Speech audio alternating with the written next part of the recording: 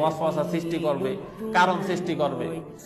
তো এই জন্য অনেক সময় দেখা যায় যে নামাজটা পড়ি নাই, কিন্তু নামাজ না পড়ার কারণে মনের মধ্যে আফসোস, কেন পড়লাম না, সজাগই তো ছিলাম, ফজরটা তো পড়তে পারতাম, জোহরের সময় তো অবসর ছিলাম, কেন বললাম না নামাজটা, ইচ্ছা করলে আমি কি করতে পারতাম, জামাতে শরীক হতে পারতাম, ইচ্ছা করলে আমি রোজাটা রাখতে পারতাম, কেন রোজাটা ছেড়ে দিলাম, আফসোস হয়।